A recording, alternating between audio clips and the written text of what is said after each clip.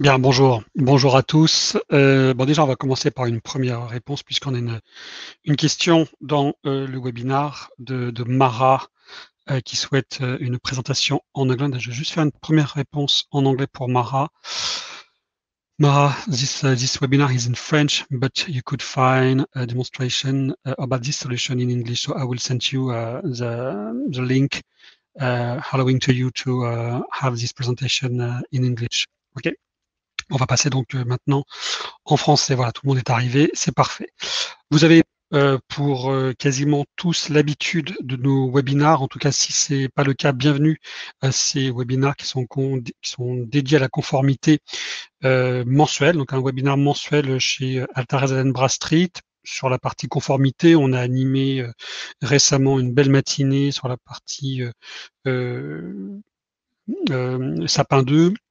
Et vous retrouvez le programme de nos webinars et animations, événements sur notre site internet. Donc, premier webinar de ce mois de novembre. Alors, également, une deuxième chose, nous nous excusons du changement de date. Ce webinar devait être soutenu la semaine dernière. Il y a eu honnêtement des problèmes de connexion chez nos collaborateurs, des connexions Internet privées, donc on l'a repositionné ce mercredi. En tout cas, merci d'avoir tous quasiment reconfirmé votre participation.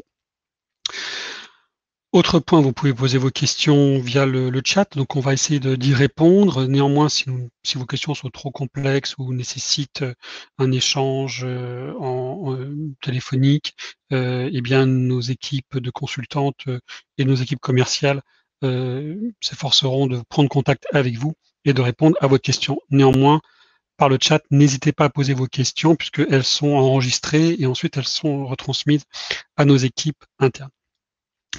Alors aujourd'hui donc un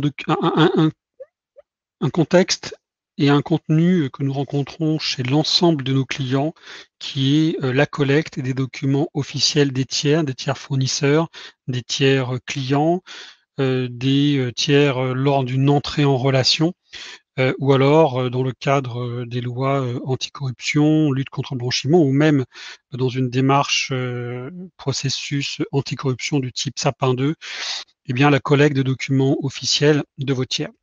Alors on va regarder notre agenda de cette matinée. D'abord, pourquoi faire appel à des sources officielles plutôt qu'à vos tiers? Donc c'est vrai que le premier réflexe, et vous avez raison, c'est de contacter, de solliciter vos tiers pour qu'ils vous transmettent des documents officiels. On verra quelques chiffres sur la fraude. Néanmoins, on sait que en fonction de certains pays, en fonction de certaines activités, en fonction de l'histoire que vous avez avec vos tiers, eh bien, vous voulez vérifier, vous adosser sur une source officielle de ces documents. On verra ensuite quelle est notre proposition de valeur chez Altares. On verra une démonstration, bien sûr, puis on verra les zones et quels sont les documents qui sont disponibles. On regardera ça dans le détail. On verra des exemples de documents. Et puis, on regardera une démonstration de cette solution qui s'appelle Indoc, que nous avons lancée il y a maintenant quelques mois. Voilà, donc n'hésitez pas à poser vos questions. Alors, quelques chiffres que, de toute façon, vous connaissez, puisque lorsqu'on a préparé ce webinaire, on a fait une recherche assez classique sur tous les cas de fraude. On en a trouvé énormément, des cas de fraude aux documents officiels. On est bien sûr ici dans le cadre du B2B, donc des entreprises qui achètent des documents officiels qui sont faux ou qui arrivent à créer, via les outils informatiques d'aujourd'hui, des faux documents officiels. On a deux grands types de fraude aux documents, hein, le document authentique en masquant des informations, c'est assez fréquent dans les recherches que l'on a effectuées, ou alors dans nos nombreux clients en conformité qui nous sollicitent, ou ceux qui utilisent notamment cette solution Indoc, lorsque on leur a partagé notre savoir-faire, ils ont évoqué notamment la falsification de documents authentiques. Et puis la création de faux documents, voilà, qui sert à créer une entreprise, une fausse entreprise notamment, hein, évidemment. Et puis on voit également la création de faux documents dans le cadre de la fraude, au président, c'est-à-dire créer un faux cabis, puisque là on est en France, on va parler, de documents officiels du type, cabis, et puis d'avoir, un vrai RIB là, hein, un vrai RIB, hein, avec, le nom de l'entreprise, et donc les virements qui vont se faire sur ce RIB après avoir validé ce tiers, souvent ce tiers fournisseur, via les documents, donc les faux documents, hein. Donc on voit ces deux éléments-là. C'est pas du tout nouveau, ça existe depuis pas mal de temps. Pardon, ça existe depuis pas mal de temps, mais on a vu ces éléments-là, hein. Alors, un chiffre important qu'on a pu également collecter, qui est une étude qui a été faite par Hughes, c'est que 57%, je crois que c'est passé maintenant à 60, ça évolue très, très peu, hein, des entreprises, déclarent ne pas disposer de lutte, de processus, contre la fraude documentaire. C'est quand même assez alarmant, et on voit pourquoi ce genre de solution, peut, convenir à ces demandes. Et puis vous avez un article ici, avec, qui émane de la Dépêche, qui date de 2019, néanmoins, mais qui résume bien ce qui a été fait et les risques encourus par les fraudeurs. Non. Et puis comment la gendarmerie qui contrôle tout ça. Il y a même une cellule de la gendarmerie qui est spécialisée dans les faux documents, hein. Alors, on va à quelques chiffres, on va pas non plus être trop anxiogène, parce que l'objectif, c'est d'aller vraiment vers regarder pourquoi, en fin de compte, utiliser ce type de portail unique. Bah, d'abord, on est bien sûr, le premier besoin que l'on voit, c'est une couverture mondiale. Euh, Évidemment que sur la partie France, vous réussissez à obtenir les documents officiels, quoique dans la démarche, le processus peut se greffer des documents tronqués ou des documents faux, on l'a vu à l'instant. Néanmoins, ce qu'on a développé, c'est qu'on voit que le marché demande d'accéder à ce type de ressources sur l'ensemble des pays du monde. Ça évidemment permet un gain de temps important, puisque la plupart des documents qui sont aujourd'hui accessibles, hein, sont disponibles en moins d'une heure. On verra comment tout à l'heure par email.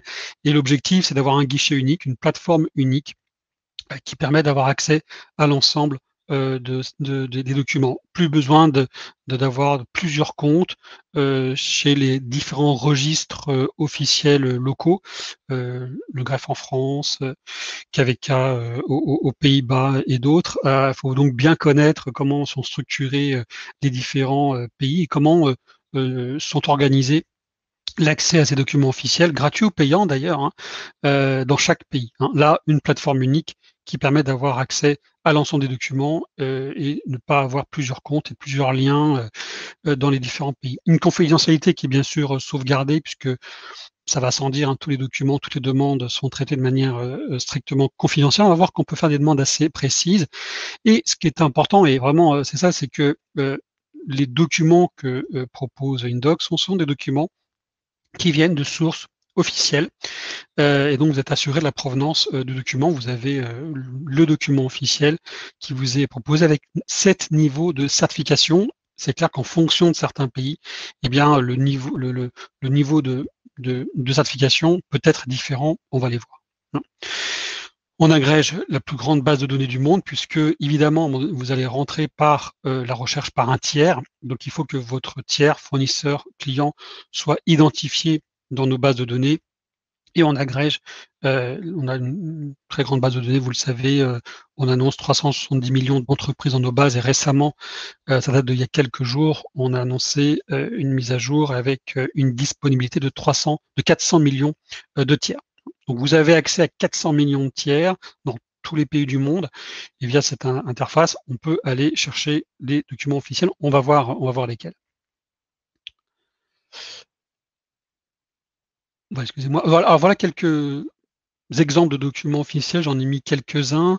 Alors première chose, ils sont transmis en format PDF par email à l'email de nos utilisateurs. Ils ne sont pas traduits. C'est souvent une question qu'on nous pose, ils ne sont pas traduits, parce qu'on ne veut pas forcément changer un contenu. Donc ça, c'est une première information. Nous transmettons des documents officiels, évidemment, donc non traduits en anglais. Généralement, c'est ce qu'on nous demande. Elles ne sont pas traduits, donc ils sont vraiment de manière copie originale. Hein. Alors, la difficulté dans ce genre de démarche, c'est que il faut organiser, orchestrer les types de documents officiels. Euh, le cabis français, il faut trouver son équivalent. Les statuts, il faut trouver l'équivalent. Donc, il y a eu un gros travail de nos équipes à travers le monde et via les partenaires de Dun Bradstreet, hein, je suis très franc avec vous, pour harmoniser l'ensemble de ces documents. Et on a identifié 7 documents qui sont accessibles. Et encore, je mets entre guillemets accessible puisqu'on verra en fonction des pays, hein, mais vous avez accès à 7 types de documents assez, assez classiques, bien organisés. Et vous le voyez donc, hein, pour la France, hein, les comptes annuels, le cabis, tout ce qui est déclaration annuelle, la liste des actionnaires, les statuts, tout ce qui est certificat de conformité. Il faut faire attention dans les traductions, dans les intitulés, puisque ce que vos clients vous transmettent comme information, comme document, ils vont l'appeler d'une certaine manière. En tout cas là, vous avez une dénomination euh, internationale conforme aux 7 types de documents. Hein. Et je vous le disais, nous avons 7 types de certification. La certification conforme, la copie, hein, la copie par tampon, la copie certifiée. Donc là aussi, en fonction de certains pays, le niveau de certification n'est pas le même. D'accord, hein. Voilà, donc retenez ce chiffre, 7 en fin de compte, hein, 7 documents qui sont accessibles avec 7 niveaux de certification. Alors voilà, par exemple, c'est tout petit, mais vous retrouvez ces éléments-là auprès de nos équipes commerciales. Nous avons donc mis tous les pays sous différentes zones avec la lettre. Chaque zone est précisée par une lettre, hein, et vous avez à côté donc l'ensemble des pays ou des zones, hein, avec les documents, le numéro du document qui est accessible. Alors, si je prends par exemple ici, hein, Abu Dhabi, on a le document 2, 4 et 6 qui sont disponibles. Alors, qui sont disponibles au moment où, en fin de compte, on a créé cette solution-là. Évidemment, les règles locales changent, les documents accessibles localement peuvent changer. On a des nouveaux documents, par exemple, sur le Maroc. Donc, on va voir que la plateforme elle permet également de poser des questions, d'interagir avec nos équipes pour préciser votre demande. Hein. Donc un slide important, un document important si vous voulez aller plus loin avec nous sur cette solution-là, puisque vous avez par pays, en fin de compte, le type de document qui est disponible. Hein. Je réfère à cet écran-là avec le numéro des documents. Hein. Là, j'ai mis en exergue quelques zones ici pour que vous compreniez la démarche. Donc voilà un premier document à obtenir. Hein. Alors, ce que je vous propose, c'est qu'on va regarder la solution, c'est le plus simple, et on va regarder comment elle s'articule. Alors, je vais, voilà. Hein. Donc la solution qui s'appelle donc InDoc existe en plusieurs langues, hein, en français, en espagnol et en anglais. Vous avez accès bien sûr à pas mal d'informations au support et on reviendra sur ces écrans et ces menus après la recherche. Alors vous pouvez faire une recherche par le nom de l'entreprise. Par exemple, si je prends une entreprise en France, une PME qui est basée dans le Puy-de-Dôme, voilà, je mets une référence, hein, par exemple, voilà.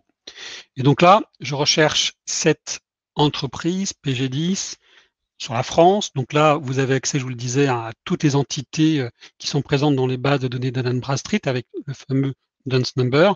Et vous avez l'ensemble des entreprises qui contiennent le terme PG10. Donc pour l'exemple, hein, il y en a pas mal d'entreprises qui sont il y a plusieurs sites sur cette entreprise-là, donc en l'occurrence c'est le premier.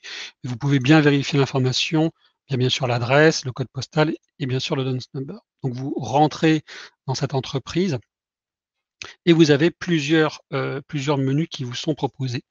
Alors tout d'abord, vous vérifiez l'adresse, vous vérifiez le DUNS number et vous avez ici, vous le voyez, les documents qui sont accessibles.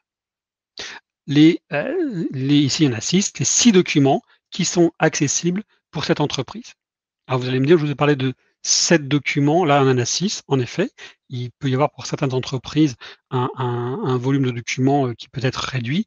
Néanmoins, regardez, vous avez en dessous d'autres documents qui ne sont pas dans la liste des 7 que je vous ai partagés et qui sont également accessibles puisque vous avez des documents certes officiels, mais également des documents publics comme les prospectus par exemple ou d'autres documents qui sont transmis, publiés par l'entreprise.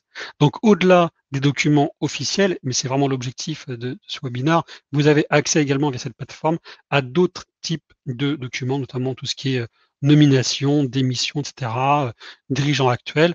Mais l'objectif, c'est de vous ayez, par exemple, les comptes annuels, les statuts. Hein. Sur les comptes annuels, regardez, hein, vous pouvez accéder à jusqu'à 5 ans de compte annuel, donc élément assez intéressant également. Donc vous sélectionnez vos documents en termes de tarification, c'est très simple puisque c'est le prix est unique par pays. Bon, bref. Donc vous faites votre choix et puis vous allez sur valider, vous commandez et vous mettez l'email par défaut de l'utilisateur et vous avez une commande. Les documents vous sont transmis sur certains pays, c'est précisé dans nos contrats et puis dans nos documentations commerciales. Certains documents vous sont transmis en moins d'1 heure. Bon, donc c'est une solution relativement simple. Néanmoins, vous avez également la possibilité via cette pardon, via ce champ de faire des demandes spécifiques, de vérifier des informations auprès de nos équipes. Vous écrivez donc en français, dans la langue en tout cas de vos utilisateurs, anglais, français ou espagnol, les demandes spécifiques, par exemple une confirmation d'un prix, est-ce que tel document existe, l'intitulé précis du document, etc. Donc on a aujourd'hui un certain nombre de clients sur cette plateforme-là, notamment dans le secteur bancaire, hein, un grand acteur français du secteur bancaire qui utilise cette solution-là avec quasiment 200 utilisateurs. Et il y a sur certains tiers, dans certains pays, des demandes spécifiques puisque les statuts, le type de document bouge en fonction des pays. Je le disais tout à l'heure. Hein. Vous avez également la possibilité, si vous ne trouvez pas le tiers dans cette liste, de faire une demande en mettant un maximum d'informations, hein, adresse, code postal, le nom, l'intitulé commercial, le nom d'un produit, pour voir si on trouve ce tiers. Évidemment, l'idéal, hein, c'est d'avoir le DUNS number. Je vais vous prendre un tiers que j'ai préparé, un tiers qui est vous allez voir tout de suite, qui est je vais mettre une référence, pardon, tac. Voilà. Un tiers qui est au Botswana, normalement. Voilà, un tiers qui est au Botswana. On va regarder. Et vous voyez, voilà, je ferme les fenêtres adéquates. Vous voyez, ici, je remonte, hein. Voilà, j'ai moins de documents, donc confère l'écran que je vous ai montré tout à l'heure avec les documents accessibles par pays. Moins de documents accessibles officiellement, néanmoins, vous avez vu, hein, on a également d'autres documents qui sont accessibles à cette plateforme-là. Alors, quel est l'usage, hein? On est dans l'entrée en relation, vous avez peut-être fait une cartographie des risques en termes de conformité, la direction conformité ou même juridique vous a dit voilà, sur tel type de tiers, tel type d'activité, telle, telle histoire, tel moment avec vos tiers, vous devez vérifier les documents d'identité, les documents les statuts officiels, les documents des entreprises. Vous avez là une solution d'entrée en relation qui vous permet de recevoir ces documents-là. Vous êtes facturé uniquement si le document vous est livré. Je suis sincère avec vous, 220 zones à travers le monde 400 millions de tiers. Il se peut que le document ne soit pas forcément disponible. Parfois, il faut du temps dans certaines zones pour aller le chercher. On a des clients qui utilisent cette solution pour des pays où l'organisation administrative n'est pas forcément efficiente, où les documents sont conservés dans des sous-préfectures dans lesquelles il faut se rendre physiquement. Donc, ce n'est pas forcément numérisé. Donc, il s'avère que lorsqu'on arrive, le document est introuvable, par exemple. Néanmoins, vous avez fait votre demande, vous avez un échange avec nos équipes et vous avez bien sûr une facturation qui est faite au moment de la livraison. Justement, en termes de rapport de consommation, je vous le disais tout à l'heure, vous avez ici, l'administrateur peut bien sûr supprimer des utilisateurs, ajouter un utilisateur ou un nouveau compte. Là, on parle bien sûr de l'administrateur et bien sûr identifier toutes les commandes, c'est-à-dire à faire une recherche sur l'ensemble des commandes avec un tableau Excel. Vous faites votre recherche en fonction de date et vous regardez ici les commandes qui sont en cours, celles qui ont été prises en compte, celles qui ont été annulées et les différents documents qui vous ont été livrés. Vous pouvez bien sûr exporter tout ça sous Excel si ça vous intéresse pour avoir un rapport de consommation. Dans ce rapport de consommation, il est bien sûr mentionné le prix auquel vous avez le prix que vous avez payé pour le document. Je vais revenir sur ma présentation, mais je crois qu'on a vu l'essentiel. Le produit est relativement simple, lié bien sûr à la base de données d'Allen Bradstreet, avec nos partenaires locaux qui ont soit déjà les documents en base, c'est le cas d'Altares France par exemple, nous avons les statuts et nous les partageons dans des produits comme Intuise par exemple, ou alors la demande est faite de manière ad hoc pour que le document puisse être collecté, acheté éventuellement, collecté, certifié dans différentes préfectures ou sous-préfectures locales, c'est plutôt le terme qu'on utilise. Voilà, alors vous avez accès, et peut-être que Barbara pourra faire sa demande, vous avez accès à une démonstration par nos équipes consultantes, qui est sensiblement la même que je viens de faire, mais avec des exemples plus précis, avec tout le processus de téléchargement et notamment la réception par email, mais c'est une réception d'email du document officiel. Et vous avez bien sûr nos équipes commerciales qui peuvent vous aider sur cette plateforme. Voilà, donc j'en ai terminé. Je regardais s'il y avait des questions dans la partie chat ou perso. Ah, oups, pardon.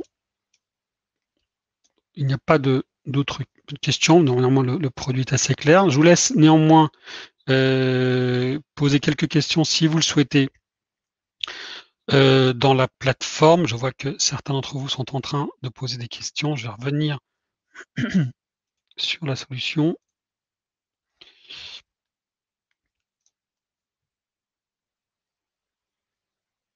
Et une fois que cette personne aura posé sa question, eh bien, on pourra peut-être clôturer ce webinaire.